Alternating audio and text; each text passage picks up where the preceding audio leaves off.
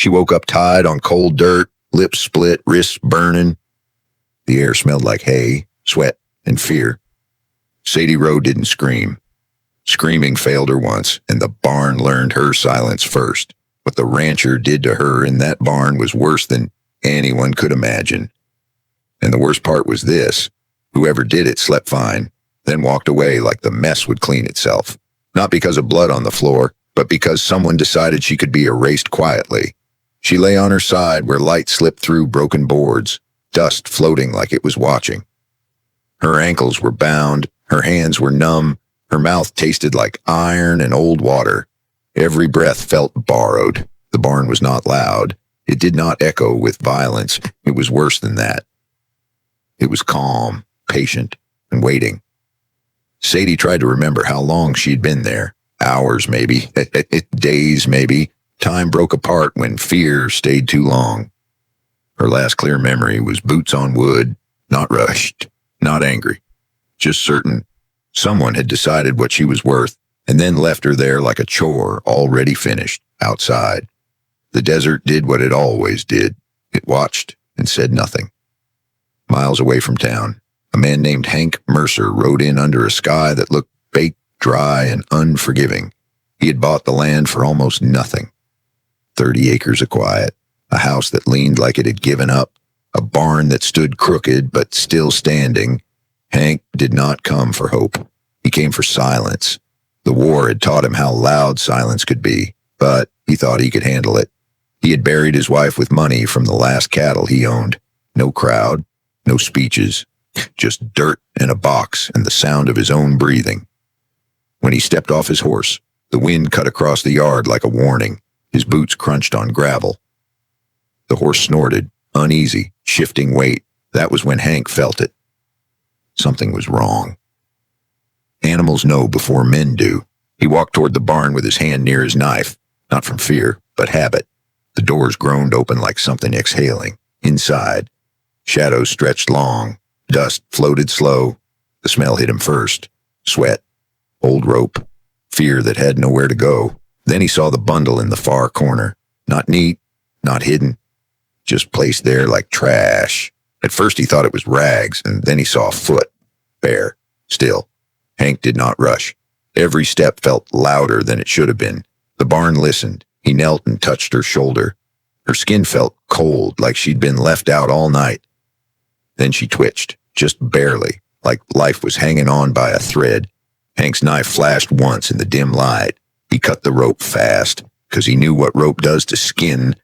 He pulled back the blanket. Her wrists were raw, like fresh hide rubbed too long. Sadie Rowe lay there, bruised, sunburned, dirt smeared across her face, lips cracked and bleeding. Her eyes fluttered open for half a second. Green, glass-like, terrified. She tried to speak. Nothing came out. Hank poured water from his canteen onto a cloth and pressed it to her forehead. Her breath stuttered. "You're safe," he said.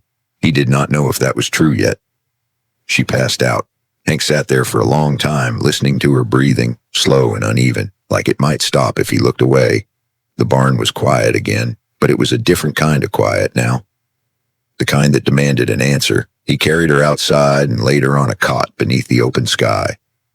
He wrapped her in the only clean blanket he owned. He sat beside her with a shotgun across his knees, not because he was afraid, because he understood something simple. Whoever did this did not finish. That night, Sadie dreamed of boots again. She flinched in her sleep. Hank did not touch her. He just kept the light on.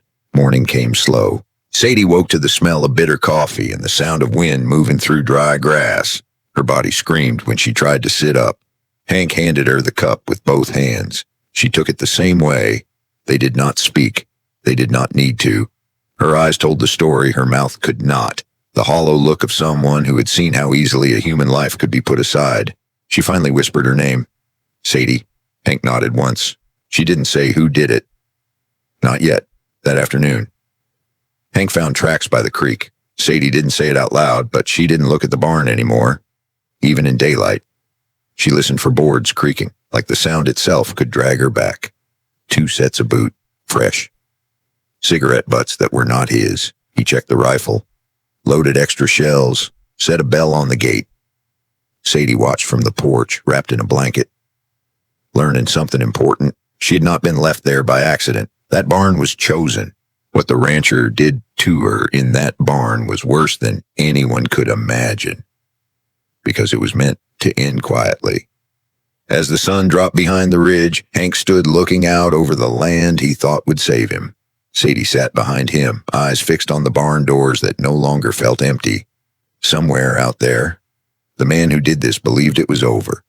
He believed no one would ask questions. He believed Sadie Rowe would disappear into dirt and silence. Hank Mercer knew better. And as the desert cooled and the bell on the gate sat waiting, one question hung heavier than the night air. When the man who left her there comes back to make sure she stays silent, who breaks first out here, him or them? Morning showed up on the ranch like it had second thoughts. Sadie Rowe woke up to the sound of wind brushing dry grass and the low creak of wood settling. Her body felt like it had been borrowed by someone else. Every movement reminded her she was still alive, and not fully sure why. She tried to sit up, and the pain answered before Hank Mercer could. He was already there. Sitting on a crate near the porch, coffee steaming in a chipped tin cup. "Don't push it," he said. Not gentle, not cold, just honest. Sadie nodded. Talking felt like too much work. She wrapped both hands around the coffee when he passed it to her. It was strong, bitter, and tasted like something meant to keep a person upright. Her shoulders dropped a little. She was still weak, but warm coffee and clean air can bring a person back when they've been left for dead. That was the first thing Hank noticed. Not the bruises, not the way she avoided looking at the barn, but that tiny drop in her shoulders, like her body finally believed it had a place to sit. They did not talk much that morning, and that was fine. There is a kind of silence that only broken people understand. It does not ask questions. It does not rush answers. Sadie watched Hank move around the yard, fixing a loose board, checking the fence, feeding the horse. He did not hover. He did not stare. He treated her like a person, not a problem. By noon, she asked if she could stand. Hank looked at her once, then nodded.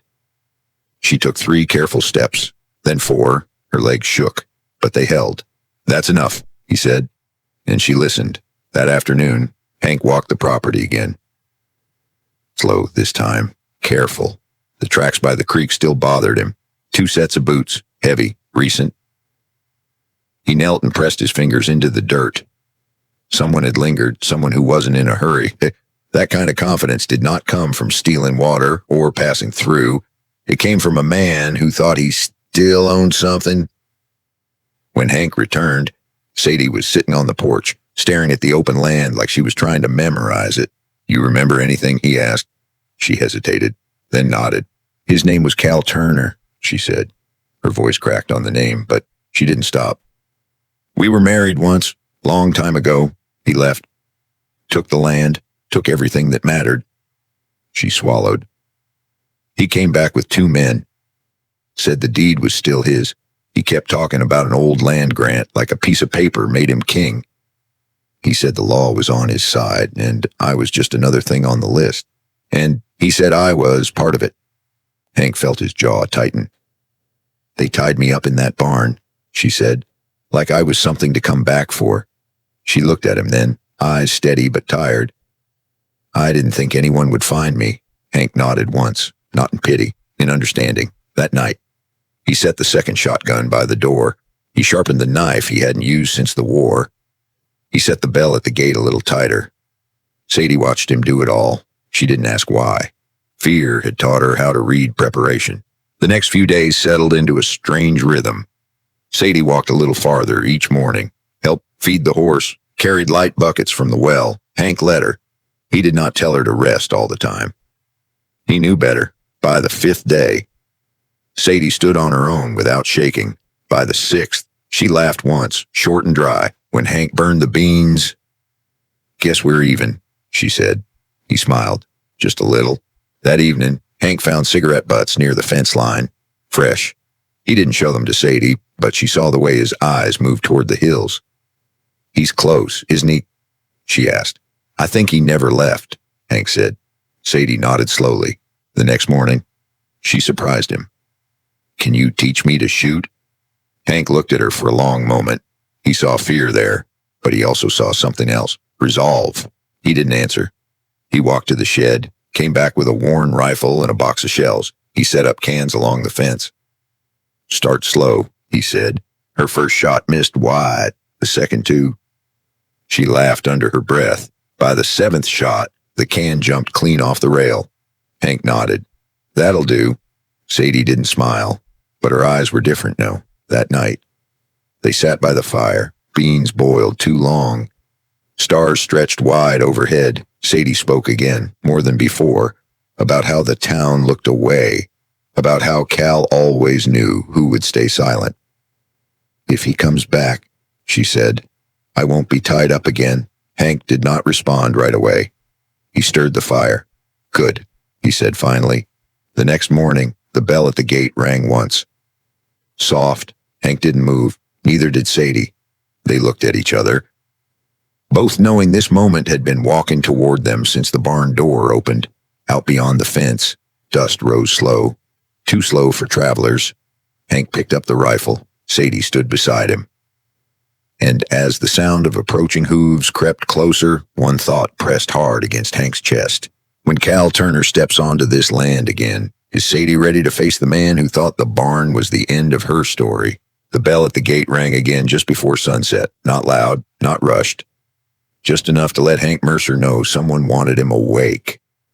He stood on the porch with the rifle resting against his leg, looking out toward the dust rolling in slow.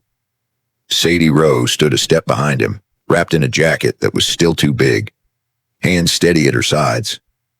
Neither of them spoke. 3 riders came into view. 2 stayed back. One rode ahead like he owned the place. Sadie didn't have to say the name. Hank already knew it. Cal Turner rode like a man who had never been told no and never learned how to hear it. He was heavier than Sadie remembered, older too, but that smile was the same. That smile that said the world was something to be taken, not shared. Hank stepped off the porch and planted his boots in the dirt. Not aggressive, not polite. Just there. "Didn't think anyone was home," Cal called out. Hank didn't answer right away. He took his time. "You're standing on my land," Hank said. Cal laughed, a short laugh like he was humoring a child. "Funny thing about land," Cal said. "Paper decides who owns it." Sadie felt her chest tighten. She remembered those words. He always talked like the world was a receipt he kept folded in his pocket. Hank nodded once. "Funny thing about paper," he said. "It burns." The 2 men behind Cal shifted in their saddles. One spat. The other looked toward the barn without meaning to. Sadie noticed. That was when she realized something important. They knew what had been done in there. Cal's eyes slid past Hank and landed on Sadie. The smile thinned. "Well, I'll be damned," he said. "You're tougher than you look." Sadie stepped forward before Hank could stop her. Her voice was quiet, but it didn't shake. "You left me there," she said. "You didn't even check." Cal shrugged. "Didn't need to." Hank felt something settle in his chest, not anger. Certainty.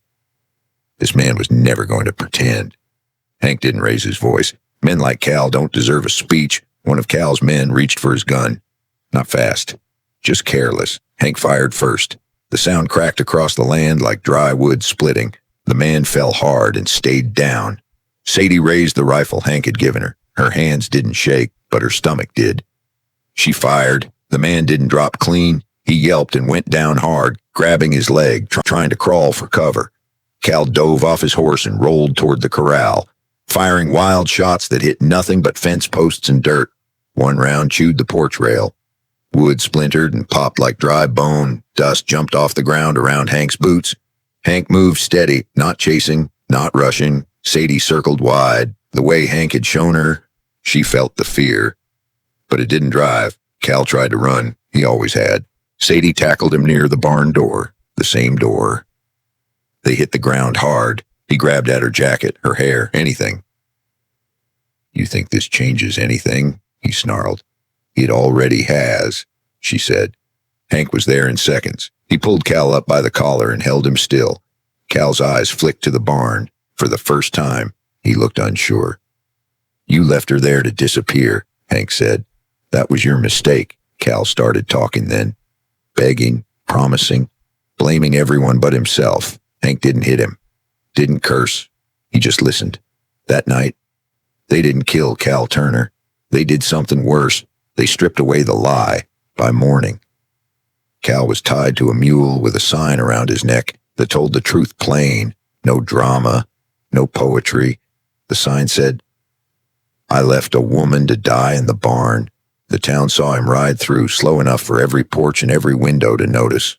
No one laughed. No one looked away. Justice in that part of the world didn't always wear a badge. When it was done, the ranch went quiet again. But this time, it wasn't the kind that crawled under your skin. Sadie sat on the porch later with a cup of tea Hank had burned, and she smiled anyway. "Guess we're even now," she said. Hank chuckled. "Not even close." Days passed. Fences got mended. The barn doors stayed open. Sadie still had bad nights. Hank still woke up early. Healing didn't show up all at once. One evening, Sadie asked him a question that caught him off guard. "You think a place remembers what happened to it?" Hank thought about the barn, about the war, about all the things he had tried to forget. "I think people do," he said, "and that's usually enough." Later that week, Hank found a note nailed to the gate. Old paper, red paint. "I'm coming back for what's mine." Sadie read it without blinking. "That's not Cal's handwriting," she said. Hank folded the note and slid it into his coat pocket. "It's from someone older," he said. The wind picked up. The land went still again, and that was when Hank realized the ranch wasn't done being tested. Before we go any further, if you're still here listening, take a moment and settle in. Maybe grab a cup of tea or coffee, let the story breathe a little. If these kinds of stories mean something to you, go ahead and subscribe. No rush. Just stick around if you want to hear how this ends, and tell me something. What time is it where you are right now? And where are you listening from? Because the next part of this story isn't about Cal Turner anymore. It's about a past Hank Mercer thought he buried, and the man who just knocked on the gate to dig it back up. The note stayed in Hank Mercer's coat pocket for 2 days, not because he forgot it, because he didn't want to say it out loud and make it real. Sadie Rowe noticed anyway. She noticed everything now. The way Hank checked the gate twice, the way he listened to the hills before he listened to her, the way his coffee went cold because he kept staring past the fence line.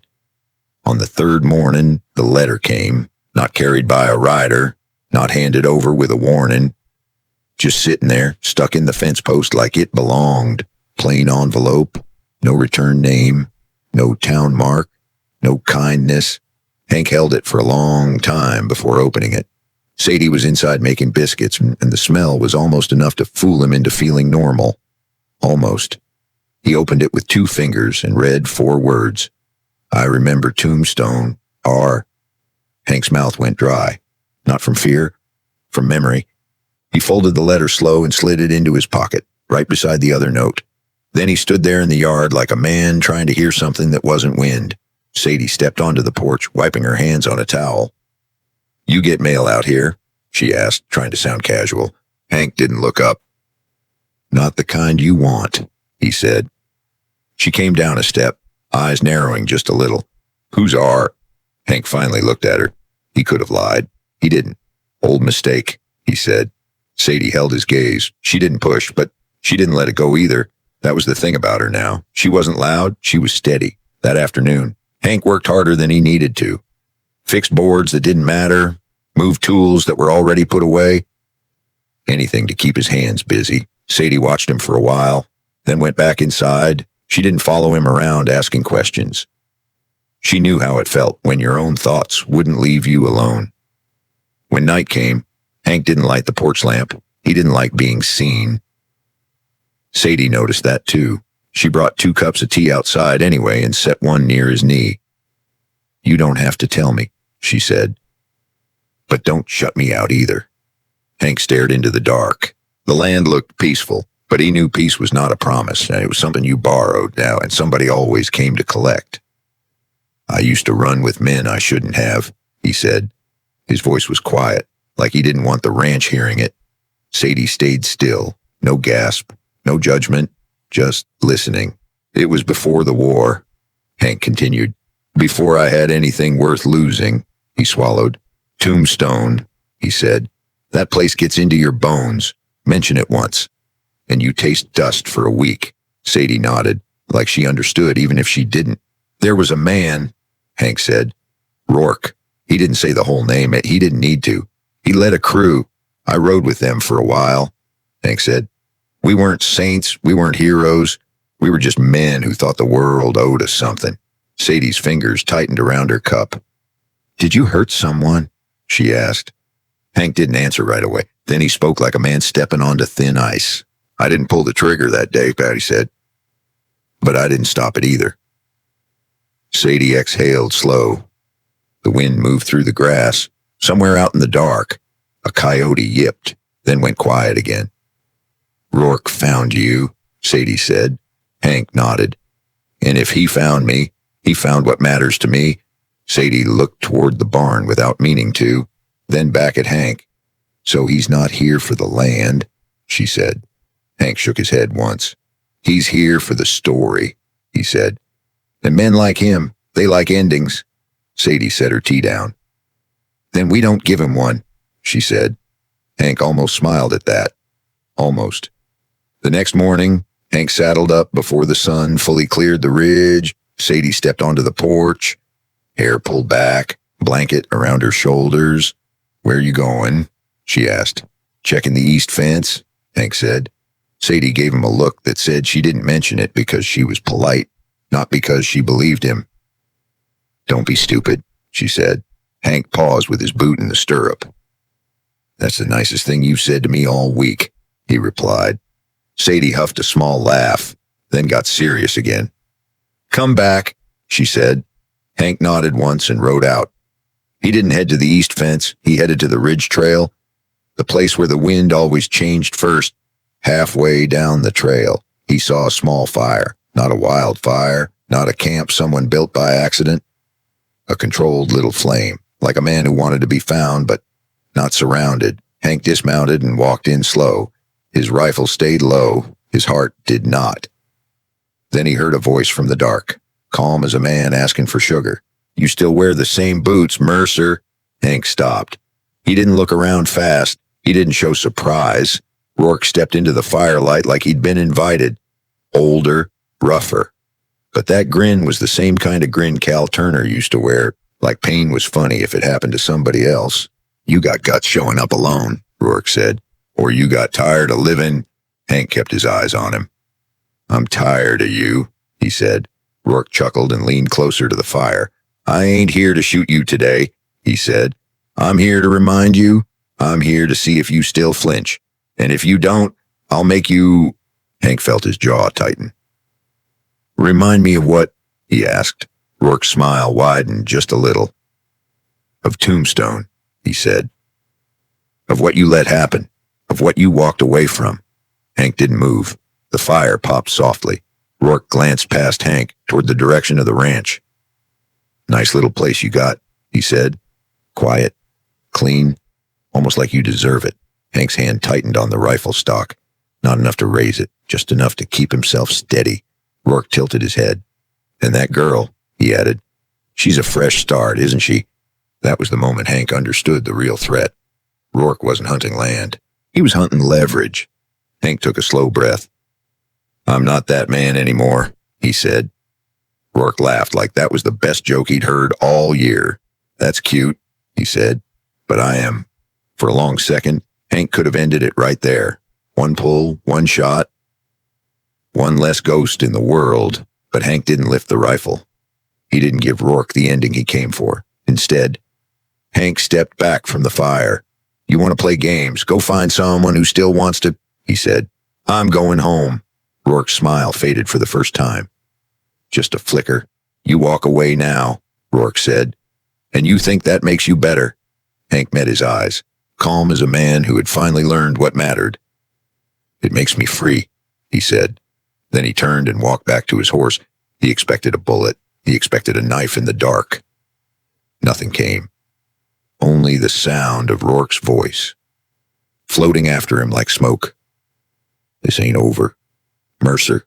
Hank rode back hard, not because he was afraid, but because he knew Sadie would read his face the second he arrived. When he reached the porch, Sadie was already there, waiting, like she'd been listening to the wind, and it told her the truth. He swung down and looked at her. No lies left. He's real, Hank said. And he knows about you. Sadie's eyes didn't widen. They sharpened. Then tell me something, Hank, she said, voice low and steady. What did you do in Tombstone that makes a man like Rourke come sniffing around my barn? The ranch felt different after Hank told the truth. Not heavier, sharper. Sadie didn't ask him to explain Tombstone right away. She didn't need the details yet. She could hear it in his voice, the way a person hears "a" in old wood. That night, neither of them slept much. Hank sat on the porch with the lamp low. Sadie stayed inside at the table, cleaning the rifle, slow and careful. They were not hiding. They were preparing. Morning came clear and bright. The kind of morning that tricks people into thinking trouble takes days off. Hank poured coffee and slid a cup toward Sadie. You don't have to stay, he said. You could head into town, take a train east. Sadie looked at him like he'd just suggested she forget her own name. I already ran once, she said. I'm done with that. Hank nodded. He had hoped she'd say it. He had also been afraid she would. They spent the day doing normal things on purpose. Fixing a fence post and mending a hinge. Feeding the horse twice. Just because normal work steadies the hands. Around noon, Hank finally talked about Tombstone. Not all of it, just enough. It was a robbery that went bad, he said. Fire started, shots fired. A kid got hit. A woman burned. It wasn't the kind of fire that stays in one place. It ran through the street like it had a grudge. Sadie went still. I didn't pull the trigger, Hank said again, but I watched. And that's the part that never let me sleep. Sadie took a breath. I know what that feels like, she said, standing still. That was all she said. It was enough. By late afternoon, Hank noticed the horse acting strange again. Ears twitching, nostrils flaring. Then he saw the dust. One rider this time, not Cal, not Rourke. A stranger. The man stopped at the gate and tipped his hat like he had manners. Evening, he said. Hank stepped forward, rifle resting easy in his hands. That depends, he replied. The man glanced past him, toward the house, toward Sadie, then back. Just passing word, the man said. Some folks are asking about this place. Hank's eyes narrowed. What folks? The man shrugged. Men who don't like loose ends. He turned his horse and rode off without another word. Sadie let out a breath she'd been holding. So it started, she said. It already did, Hank replied. That night, Sadie couldn't sleep. Not from fear, from thinking.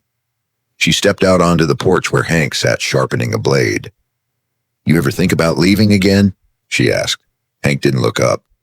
Every man does. And every man has to decide when leaving costs more than staying. Sadie sat beside him. Then we stay, she said. Hank finally looked at her and nodded. The next morning brought trouble with a different face. The town sheriff rode up just after breakfast, hat pulled low, eyes tired. I heard about Cal, the sheriff said. Hank didn't deny it. Some folks think you went too far, the sheriff added. Sadie stepped forward before Hank could speak. Some folks think wrong, she said. The sheriff studied her for a long moment, then sighed. Off the record, Patty said. A man like Rourke asking questions means this won't end clean. Hank nodded. I'm counting on that. The sheriff tipped his hat and left without writing anything down. That evening, Hank set the lanterns just right. Not bright, not hidden. Sadie noticed something else, too. A crow kept landing on the same fence post, like it was watching for someone. Then it flew off fast, like it got a signal. Sadie helped him, calm and focused. The girl who'd been tied in the barn felt like a different lifetime ago. They sat together as the sun dropped, the land stretching quiet and wide around them. You scared? Hank asked. Sadie thought about it. Not like before, she said. Before I didn't know if anyone would come. Now I know who's standing next to me. Hank smiled at that, a real one. As darkness settled in, a sound carried across the yard. Boot, slow. Hank stood. Sadie stood with him, from the edge of the light. A voice spoke out calm and familiar. Evening, Mercer. Rourke stepped forward alone, hands visible, grin easy. He looked alone, but the dark behind him felt crowded. "No guns tonight," he said. "Just talk." Hank didn't raise the rifle. Neither did Sadie. "You always like conversations that end your way," Hank said. Rourke laughed softly. "I like endings." Sadie felt it then, clear as daylight. This wasn't about the past anymore, and it was about choice. Rourke glanced at her. "You must be the reason he's grown a spine," he said. Sadie met his eyes. "No," she said. "I'm the reason he remembers who he is." The grin slipped, just a little. Rourke took a step back into the dark. "Sleep light," he said. "Tomorrow gets interesting." Then he was gone. The ranch went quiet again. Too quiet. Hank exhaled slow. "They're testing us," he said. Sadie nodded, heart steady. "Then tomorrow we stop being tested." She looked at the barn, at the house, at the land that had seen too much already, and one thought settled in both their minds as the night deepened. When the sun comes up, will Rourke make Hank bleed for Tombstone, or will Hank do the one thing that scares a predator more than a gun? Morning came without asking permission. No warning, no mercy. The ranch woke up under a pale sky, the kind that makes a person honest whether they want to be or not. Hank Mercer stood on the porch before the sun cleared the ridge, coffee untouched, eyes fixed on the land that had already asked more of him than he planned to give. Sadie Rowe joined him a moment later. She didn't say good morning. She didn't need to. Some mornings carry too much weight for small talk. They both knew Rourke had not come to talk. He had come to measure, to see if Hank was still the man who stood still in Tombstone, to see if Sadie was still the woman who could be left in a barn and forgotten. He was wrong on both counts. Hank turned to her. "I'm not ending this with a gun," he said. Sadie didn't look surprised. She nodded once. "I figured." They had talked enough by then to understand something important. Violence closes doors. Choice opens them. Hank saddled the horse anyway, not to run, to ride toward the thing he had avoided for decades. Sadie watched him from the gate. "You come back," she said. Hank looked at her and smiled the way a man smiles when he finally believes he might deserve what he has. "I will." He rode toward the ridge where the land flattened and the wind always changed first. Rourke was already there, leaning against a rock, hands empty, confidence loud even in silence. "Took you long enough," Rourke said. Hank dismounted and stood across from him. No rifle raised, no knife drawn, just a man standing where he chose to stand. "You came for an ending," Hank said. Rourke laughed. "I came for the truth." Hank nodded slowly. "Then listen." He told him about the war, about Maggie, about the nights he woke up tasting smoke and guilt, about the day in Tombstone when he did nothing, and how that nothing followed him like a shadow. Rourke listened, smile fading inch by inch. "I won't run anymore," Hank said. "I won't pretend anymore, and I won't give you the power you think you still have." Rourke stepped closer. "You think saying it fixes it?" "No," Hank said. "But choosing who I am now does." The wind moved between them, quiet, waiting. For a long moment, it felt like the whole desert leaned in to listen. Rourke looked past Hank, toward the ranch in the distance, toward the porch where Sadie stood small but unmovable. "You've got something to lose now," Rourke said. Hank nodded. "That's the point." Rourke held his gaze, searching for the man who used to flinch. He didn't find him. Finally, Rourke exhaled and stepped back. "Walking away doesn't erase the past," he said. "No," Hank replied. "But it stops it from owning tomorrow." Rourke turned and walked off without another word. No gunshot followed, no chase, just dust and distance and a choice made clean. Hank rode back as the sun climbed higher. Sadie was still at the gate. She didn't ask what happened. She saw it in his shoulders, in the way he breathed. "It's done," he said. Sadie smiled. Not big, not loud. Real. Life didn't turn perfect after that. Some mornings you still wake up heavy for no good reason. Some nights you still stare at the ceiling and replay old choices. That's not failure. That's being human. Healing is slow, and it's rarely pretty. Sadie still had nights when the barn came back to her in pieces. Hank still woke early, checking fences that didn't need checking. But something had shifted. The ranch no longer felt like a place to hide. It felt like a place to live. They planted a small garden, not because they needed it, because it meant staying. Sadie learned the land. Hank learned how to listen again. One evening, they sat on the porch with the sky turning soft and gold. Sadie broke the quiet. You ever think you're too old to start over? Hank smiled into his cup. Starting over is just living with more scars, he said. And I've got room for a few more. Sadie laughed, a real laugh this time. That sound did more to heal the land than any rain ever could. If you're still listening to this, maybe there's something in it that sounds familiar. Maybe you've carried guilt longer than you should have. Maybe you've been quiet when you should have stood up. Maybe you've told yourself it's too late to choose differently. Hank Mercer didn't fix the past. He faced it. Sadie Rowe didn't erase what was done to her. She refused to let it define her. And sometimes that's the only kind of justice that lasts. Let me ask you something simple, and don't answer too fast. What's your tombstone? What's the one day you'd change if you could? And what would it cost you to stop running from it? And if you got one clean morning to start again, would you actually take it? If this story hit you somewhere quiet, tap like. It tells the system to send these kinds of stories to more folks who need them. And if you want more Western tales with grit and heart, subscribe and stay close. Some folks spend a lifetime waiting to feel worthy again. You can't rewrite yesterday, but you can choose who you are when you wake up tomorrow. And sometimes that choice is the first real freedom you've had in years.